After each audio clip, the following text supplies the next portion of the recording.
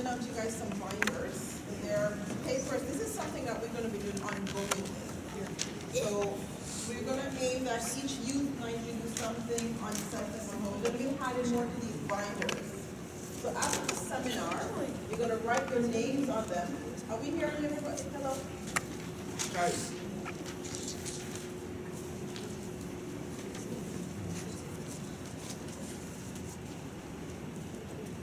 Okay.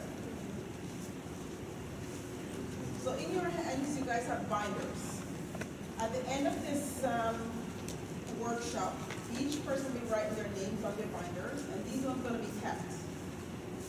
We're going to attempt to do a youth night per month, and we're going to be adding to this binder. Self-esteem is a very, very big problem that we have to deal with. Not just young kids or young people. But sometimes like a lot of adults have issues with self-esteem. And lack of self-esteem make us make bad decisions in more ways than one. Make us think that we're not loved, we're unloved, and little things, or our tummy is a little bit pudgy, or we gain a pound or two, or we have an issue with it. But I have to say, it's not just kids. It's not just kids. Adults have a huge problem with self-esteem as well. And sometimes it's very difficult for the adults to teach the youngsters because they have an issue with it. So we're going to attempt in this workshop just to lay a foundation for each one of you, so we can start somewhere that going forward as youngsters, as youth, that we try to develop something called positive self-esteem. And we use very fancy big words, but the essence is just like, I'm a positive person. Whatever God gives me, I'm going to work with it. You don't see these lions looking at the tiger and say, I wish I had those spots. They don't have that option. Whatever God does, He does it. And tigers have stripes, lions have big fancy mane, and the females don't have manes. They have just a nice coat. The leopards have spots and all that stuff. That's why they say sometimes leopards don't change their spots overnight, because the spots can never change. Okay? Whatever you are, that's who you are. So we're trying to develop positive self-esteem to help you as young adults with all the different things that are going on with cyberbullying, name calling. You guys are in school, and I know it's a very difficult situation, a difficult time in your lives. Your body's changing. You know, friends are being mean. You're moving from one school to the next, just trying to make friends. So in those binders, we're going to keep on building on positive things that you can do towards yourself. Okay? So I just have a few brief statistics for you. I'm not going to go through a big elaborate presentation, just some brief stats. And because we just have our own small community deal, but this is a bigger picture. So 85% of the world have a self-esteem issue. 85%. So if we split this room and leave the two back rows out, all the other folks in front have self-esteem issues. Everybody has something that they would want to fix. And I understand that. We're not, you know what I mean? But however, this is what God created us. How God created us. It doesn't matter. Some girls have larger size ears. Some has, you know what I mean, her eyes are positioned a little further than the other. But that's what God. Some of our nose are a little bit wider. But that is what God wanted us to be. As I said last night, before we were born, He knew us. He knew exactly how He wanted each and every one of us. So you can have 6 sisters, and all of the sisters look different. You know what I mean? All of us look different. We all put out 6 different personalities, but that is what God wanted us to do. So because we also have to learn tolerance among each other. And a lot of times, self-esteem is not just a self-esteem, it's a lack of tolerance among each other. Different cultures, we have to learn, because living in Canada, there's one thing that we know. We have so many varieties of cultural differences, and sometimes we turn our nose up against someone because, hey, what's that? What are they eating? That's not nice to do, because that is their culture. And it offends them. And they carry that forward with them. And said, oh my God, they don't like what I'm eating. I'm not going to bring lunch to school. Or they're going to hide in a corner and eat, or they don't eat because they smell different from what we're accustomed to. We should be mindful of the other person's culture, and that also could be a form of lowering someone else's self-esteem based on what we say to them and our reaction to them. So we have to be mindful of that when we approach other students. And I mean, culturally, there's so many different things going on. So many different things. Like West Indian, we love our chicken feet and our food. Most people are, oh my God, what's that? Chicken feet is a part of the chicken. But some people don't like it. And if it's something that you enjoy, and then somebody come over and is like, oh my God, what's that? Oh, it turned up your face. How are you going to feel? You're not going to feel like you want to enjoy your meal. So it's the same thing we do with the other cultures when we do that. So we have to be mindful of what we do to others and how we react. You can go home and talk to your sisters. Can you believe that? She was eating that. That's fine. That's in the comforts of your home. However, when you're outside and dealing with other students, you have to be mindful, because don't forget, put yourself in that position of the other individual student. That will hurt. And we don't want to pass on other, how we feel and our personalities to other students, because it does hurt. They may internalize it. At first it may not seem like nothing, but they internalize everything that you say to them. Just the same way you react to something when they say to you, and you may be like, oh, it didn't bother me at the time. But you go home and you constantly think about it. That's what you do to someone else, allow them to do. So you said 19% of teens and young adults would not join a team or a sports club. Not because they don't want to, because they have low self-esteem. They would love to join, but they think, oh, I can't shoot the basketball as the other student. Oh, I don't look the same way in my gym shorts. And because I think somebody's going to think that they don't fit in, that's why they don't do it. We're not all models. There is absolutely no way we can keep up with that lifestyle. Not even the models themselves can keep up with that. A lot of them have self-esteem issue, i.e. they bulimia. They'll force eat and then they throw it up, which is not good for your esophagus. At the end of your early 30s, your stomach cannot retain anything. It goes in, it goes out, because your system is weak. Binge eating is not good. You can't hide in a closet and eat because, oh, I gained a pound or two. I gained 15, 20 pounds in the past year. Not happy about it, but what are you going to do? You can't go hang yourself about it. You work with it. You buy larger size clothing. You just have to work with what God gives you. And sometimes, as young ladies, your body will change overnight. You go to bed and it's like, oh, this was fitting me, and then you get up and it's like, oh, this does not feel the same I went to bed with. I mean, your body changed, especially young ladies. Change overnight. And those are the things that we have to learn to work with and live with. Beyond, some kids, 25% of kids would not go to the pool or the beach. Why? They don't want to wear a bathing suit. Self-confident about their body issues. 23 to 25% will not go to the beach. And we all love the beach. Summertime is hot. We want to put on our trunks and our swimsuits and go outside. But because of body image, it is such a huge thing.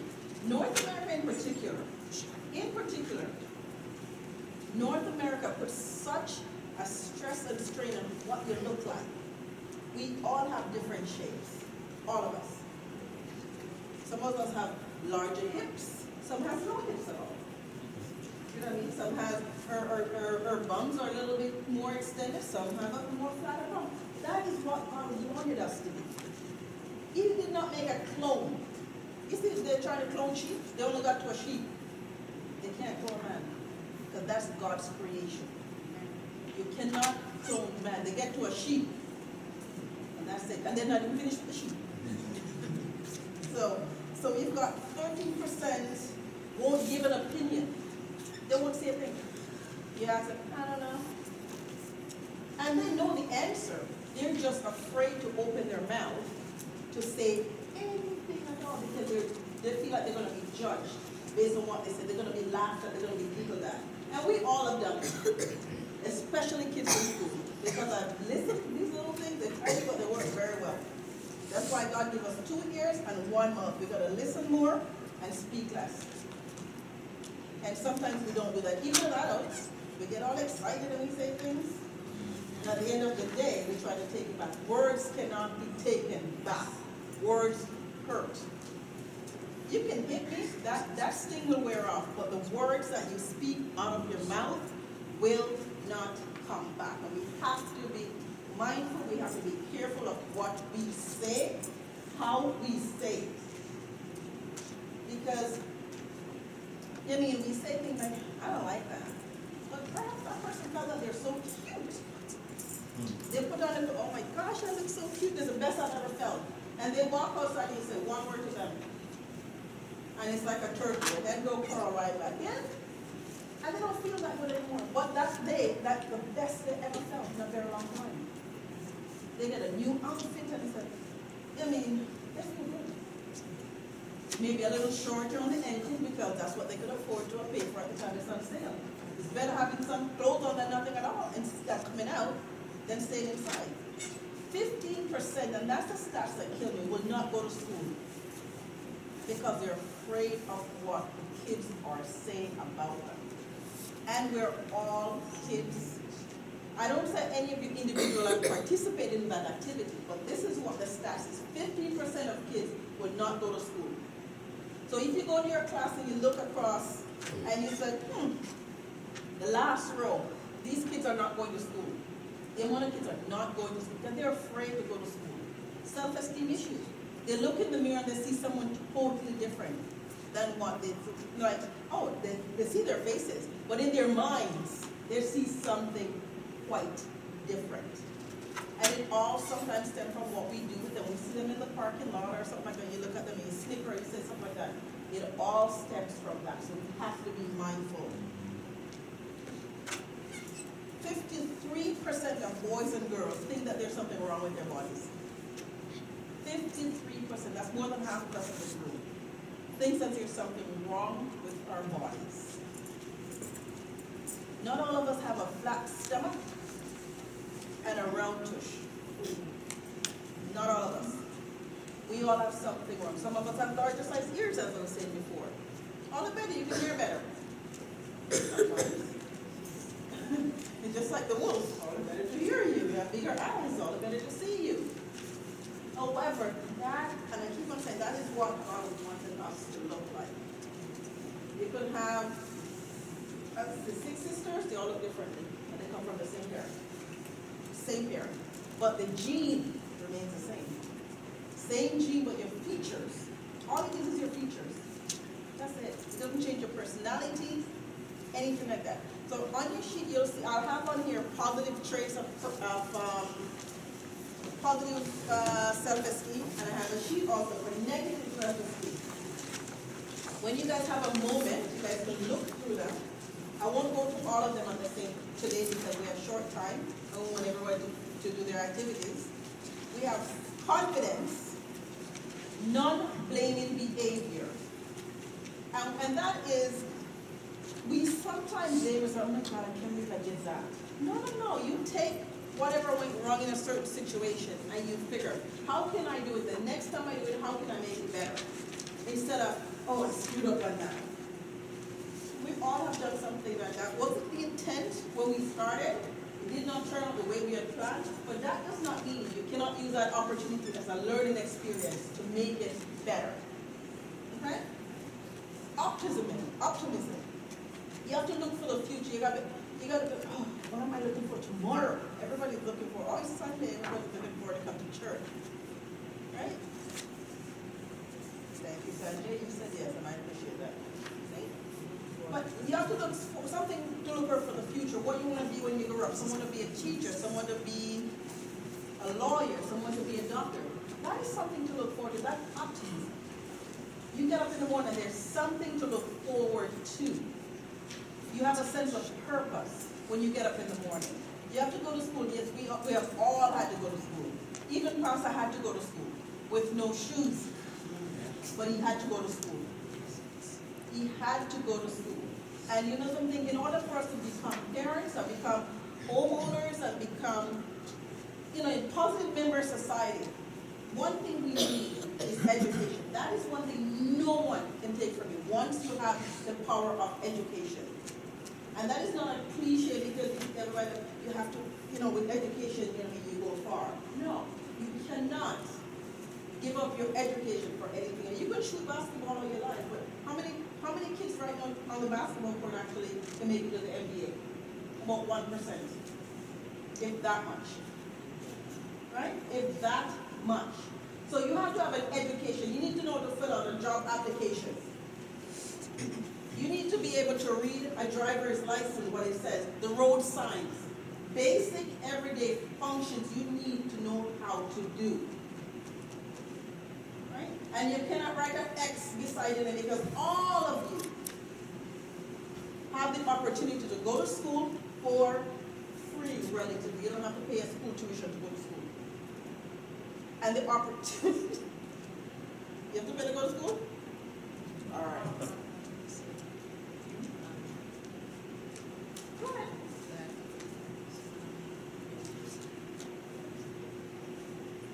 Yes, when you go to university, that's a secondary education, that's a second level. But for the basic from kindergarten to grade 9, where the foundation has to be, built, you don't have to pay for that. It comes off all your parents' taxes and all that stuff. And most of us do not want to work the job that our parents do. We don't want to do general labors. Some Native Indians do have to pay. It may not be as much as others, but they do have to pay something.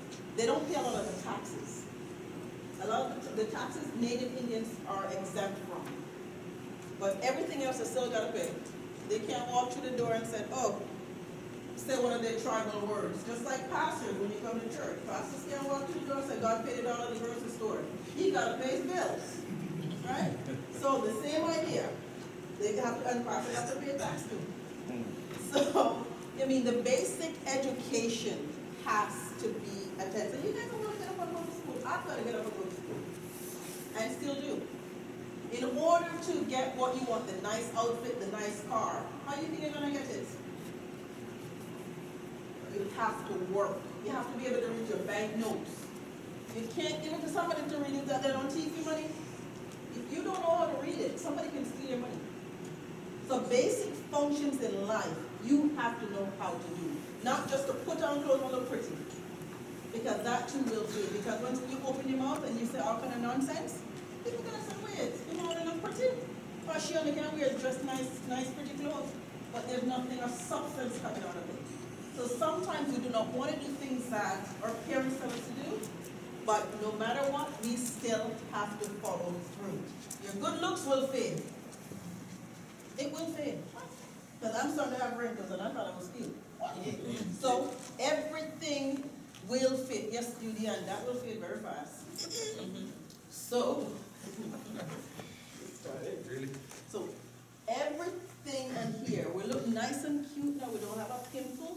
But the more you go on in puberty, a pimple or two will come and it's the worst day of your life. Amen. I can't go outside. I have a pimple. Wee! Exactly. Put some toothpaste on it and get going. That is not going to be the end of your life. A toothpaste. Because toothpaste absorbs it and it dries it out. Okay. Good to know. Feeling comfortable with a wider range of emotions. It's okay to cry. Yep. It's okay to say how you're feeling. However, what is not okay is to be rude about it and to rude to people about it. That is unacceptable in so many ways, shape, and form. And I could be the sweetest person, but the minute you get disrespectful and be rude, I will turn the switch. There is no need for us to be disrespectful to each other in what we do or say. If you're not happy with somebody, you don't have to yell at them. No, that's doggy language. God gave us words to use, not to bark. Not to bark. Right? That's why dogs have their own language. We use words. I'm not okay right now. I'm not feeling well. Can I have a moment? And if the person say that to you, that means just leave them alone. Back off, let them breathe. It could be your own sister in the same room. Go on your bunk and they'll stay on the other. Because if you don't, it's going to be a confrontation that is unnecessary. Express your emotion by words, not by hitting. It's nice to give you a good wallop. Sometimes, yes, I would love to give some of you guys a good wallop at times, but it's not acceptable. If it's play fight, that's different. But if it's straight out fist fight, that's unacceptable. We can use words. We're not cats or dogs that they can't really use their words, they just fight. No, it's unacceptable. And there's certain behaviors as we go along within this youth department we're going to address, because we're going to need those skills and ability to go forward. So I'm just going through small bits of them today. Ability to say no. That is a big one. And why I say that's a big one, because we do things because we want to be liked and accepted. Saying yes to something that you know deep down is not your thing to say yes to. But because you want to be accepted by your friends, you say yes. And guess who deals with the consequence when they get home? Yourself. And then your friend gets off scotch-free. They don't know that you're going home to hell, and you're sitting on the walking with your head down, digging your foot into the ground. Oh my God, what I'm going to do when I get home? If you have the ability and the self-confidence to say no, you know something?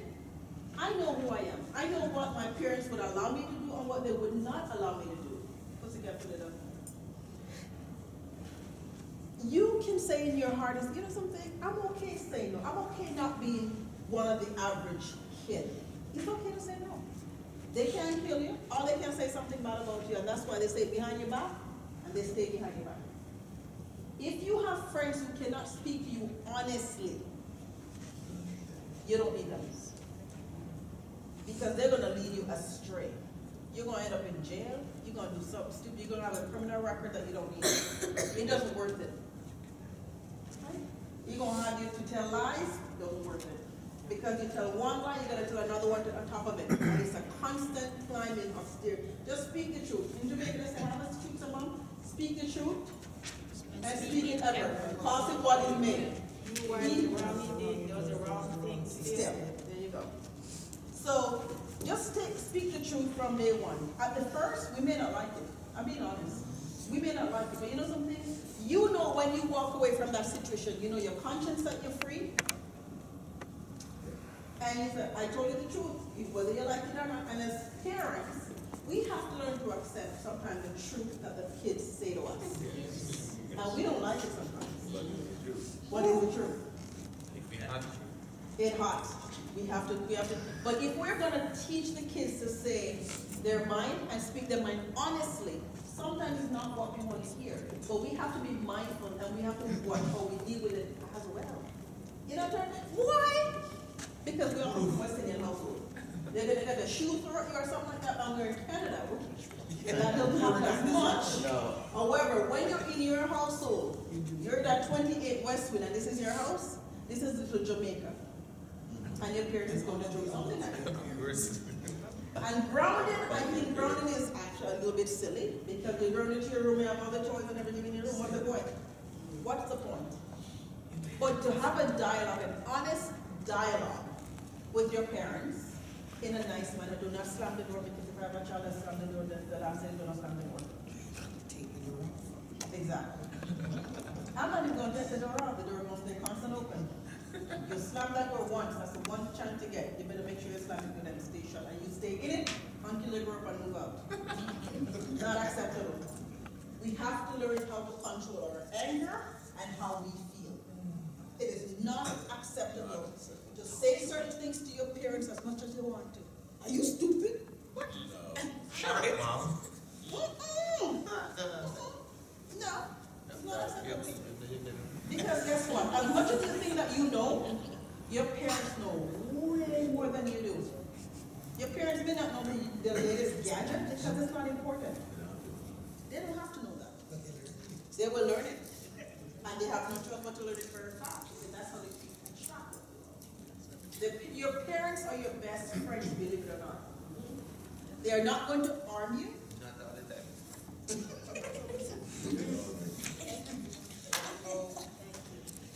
99% of the parents are your best friends. They may be a little bit harsh at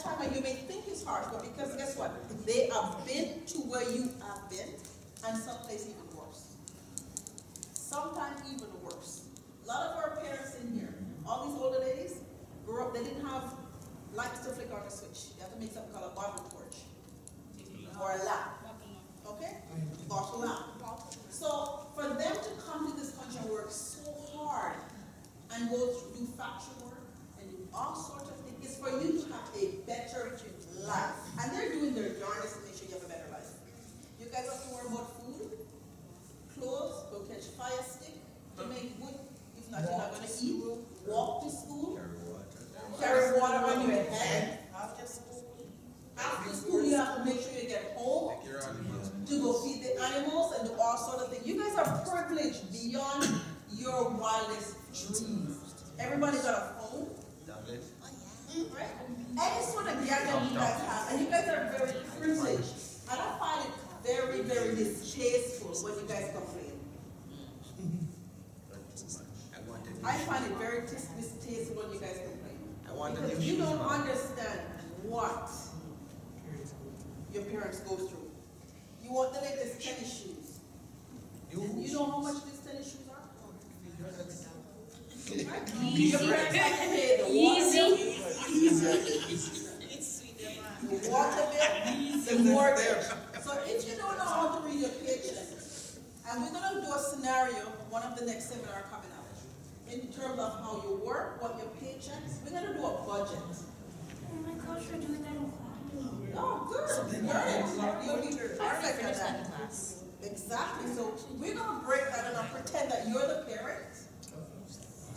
And this is how your money breaks down. So we're going to do that at one of the seminars coming up. And we're going to see how it feels to be a parent and have to deal with all these demands. And then you guys have a better understanding of what your parents go through. Trust me, they'll provide for you, but they go to their bed at night worrying how X, Y, and Z are going to be paid. How are they going to make ends meet tomorrow to feed you again? And I find all of you guys in here are very privileged. Have many, many people. If you don't have mommy, you can call auntie, you can call somebody. You never go to bed hungry unless you choose to. Right? Unless you choose to. So all these different things we have to be aware of. Negative self-esteem or low self-esteem. You have a negative view on life. Blaming behavior. Oh, I did that wrong and all this stuff, and we. No. Fear of being ridiculed. And part of it as well is fear of how the adults react to you when you tell them things.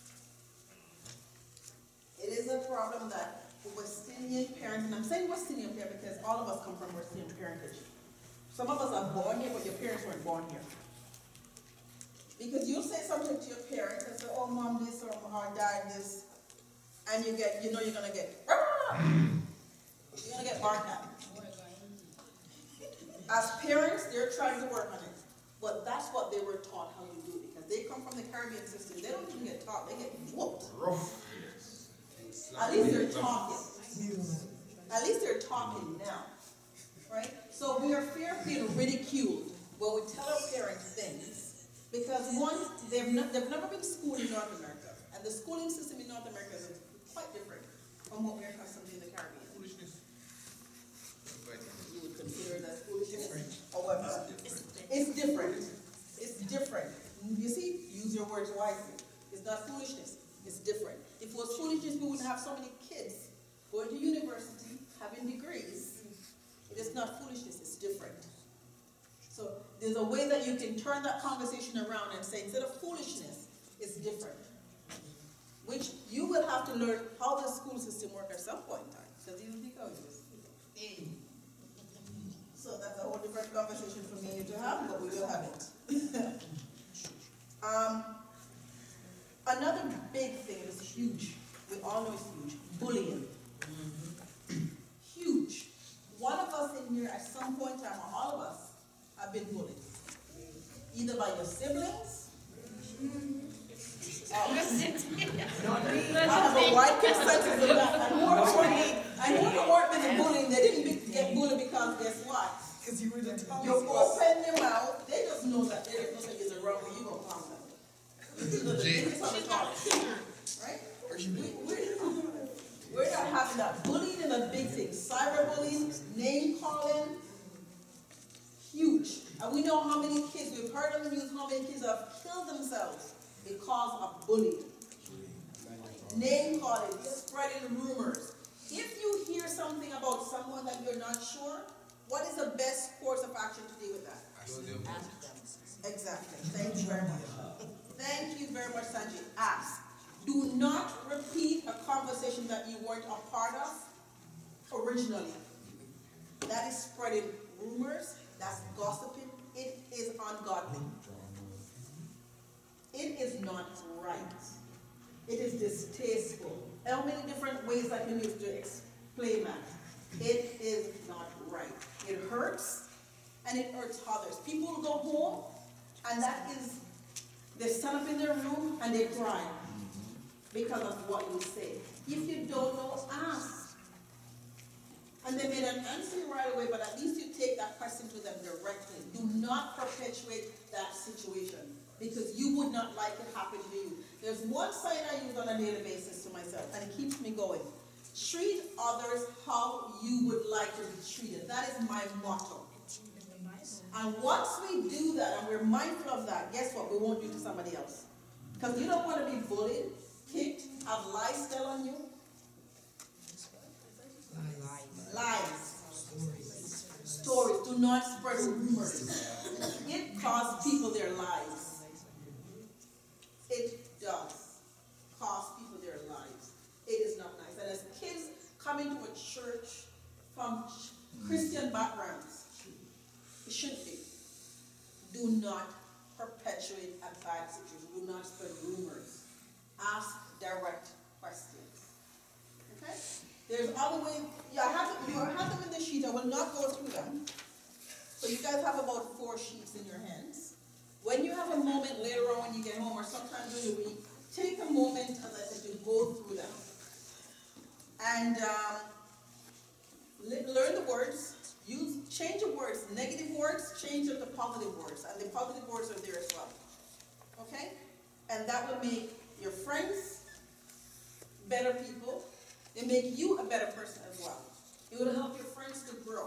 And for them to say nice things about it. Because we don't want nobody to say nothing mean about it. I don't like nobody to say anything mean about it. And maybe not, children can help parents to grow as well. Because there are some parents who are not so understanding. Exactly. Because they're undergoing the pressures of the world. Yeah. The parents are under pressure. Words to the, the kids. Yeah. So, the kids can go back and help, train their parents. For example, if they use a word that you're not supposed to, you can say, Mom or Dad, do not use this word to me, you are belittling me, you are looking down on me. Yeah. So even self-esteem parents who can help the children to shape their self, and their own. Yeah. And sometimes how you can phrase that is, Mom or Dad, when you say this to me, this is how it makes me feel. That's right. Okay? And then your parents, believe it or not, will turn that conversation around into something else. So that is one way, or the fastest way, for your parents to understand what you're going through. Is that every time you look at that, and you ever feel that? No. When your parents say that to you, your parents say something in a negative form to you, you don't have to address it right away sometimes. That's another thing. Don't address it right away. Because you're going to turn it around, it's not going to come out the way you plan for it to come out. Wait a while. Mom may be watching TV or something like that. He said, Mom, can I speak to you for a second, or Dad?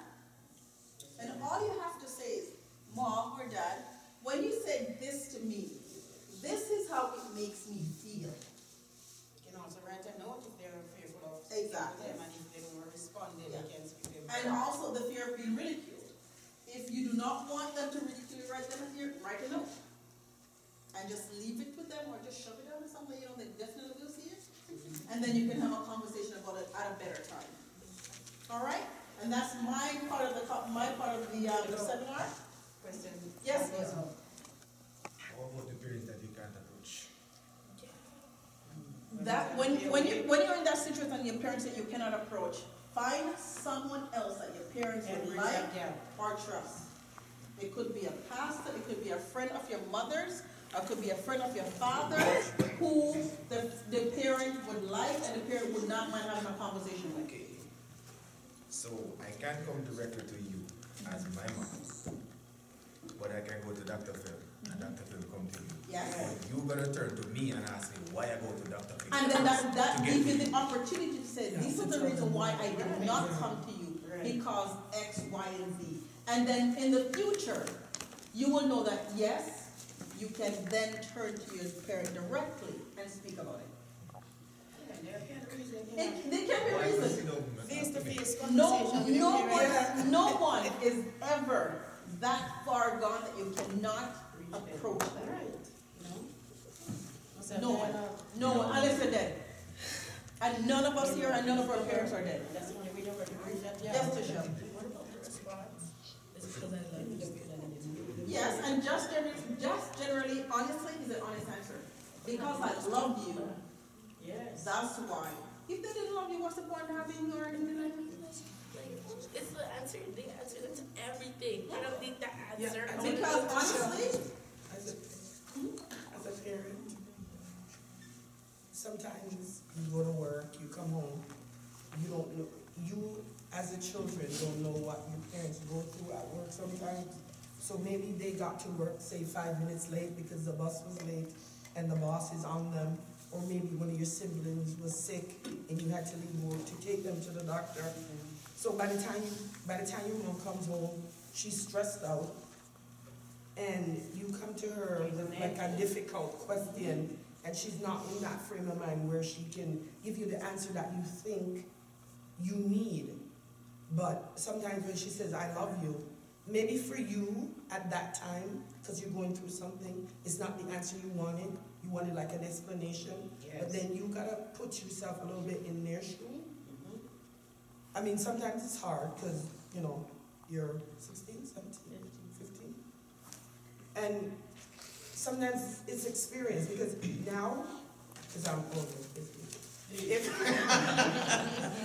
I'm not looking at you for I'm speaking from experience because when we left Jamaica, my mom came here and left for her grandparents. So for me, when I came, I wasn't as close to my mother. So certain things you don't want to ask her, right? But my older sister was already here. So then I'd go to my sister and say, so and so and so. And she said, go tell mommy. I'm like, no. Because that was like the first week. So I had to feel around a little bit, right? And it's not, she didn't leave us in Jamaica because she didn't love us. We knew that. Because when we were living with our grandparents, it's not even like we missed our mom. Because they were our parents. So gradually it got better and it got, now I can talk to mom about everything and anything. So I'll talk, my mom has gone back to Barbados, and I can call her like 3 times a day. I don't even care how much the phone call is, but because I want to talk to her. So I call her. But I'm just telling you this to say that when we were here, it wasn't the first thing for my mom to say, I love you. But now my mom can just say it like that. No, I have a son, and I can tell, my son's 28, and I can say I love you, boom. And sometimes, depends on the mood he's in. He'll respond. And then another day, it's like, Mom, don't be saying that in front of people. And I say it anyways. And I don't even call him by his first name. I call him by his nickname. And he hates it when people are around. And I say it. And I don't say it to bug him. I just say, okay, boo, bye, love you. And he'll go to the door and I'm like, I love you. And he'll come back in and say, I don't know what you're telling me to do. So, you know, we don't always know the mood that our parents are in. And it's not every day you're going to be in a good mood. And there's no dictionary, Bible on how to be a parent. No manual. There's no manual. You get your washing machine and everything with no manual. Yeah, when you're a parent, you don't get a together, manual. probably don't even like each other, and all of a sudden you come along, what do you do with it? You gotta feed it, gotta clothe it, you gotta figure it out. Oops. Yeah. Oops. And then later on you figure out they work for you. I woke up. No, the preacher last night said there's no such thing as a Exactly. There's no such thing as a book. At least you were listening. Very good, you're listening. Yay! Well, that is my put on the. Hello, your daughter has a question. Hello, sweetheart. Wait, do refugees have to pay for school? No, they're covered by the government. Did you want to go somewhere? Yes, Can I ask that this be done with adults? yes. Yeah, we can do that with ours. And what we're gonna do with, funny thing, my sister Lena was talking, you know what just came to me? We're gonna play out a skit. We're gonna form this into a skit, how the parent, to learn how the parent, we have to teach them. I'll be the Jamaican father. Oh, Lord. No, you're not. Are you going to be the old school Jamaican father or the dad? You're gonna kill us. And daddy can be the grandfather for back me up. So we will definitely be playing this out in a skit with the parents, but we're gonna have a night that it's gonna be a parent night. We're gonna call it the parent night. Parent tea night. And because these things can resolve, believe it or not, and we do not wanna perpetuate. Hey. That our parents are not approachable. We do not want to perpetuate this stereotype of the West Indian parents growing up with Canadian kids, because you guys are Canadian kids. You guys go to Jamaica, it's called vacation. You know, you go to the beach, you go to the hotels. That ain't Jamaica. That is not Jamaica. So, Jamaican kids, we will do a real skit on Jamaican kids, a real Jamaican kids. Dion will be a part of that. Dion will be the vast doctor that can beat. Vast experience. I promise you before this year end, we will be having one. And it will be fun. It will be fun. I will send personal invitations to the parents to come on out. This is going to be delightful. And, you know, we're going to have fun with it. Okay? So thank you very much for your attention. And I move on to Sister Dana.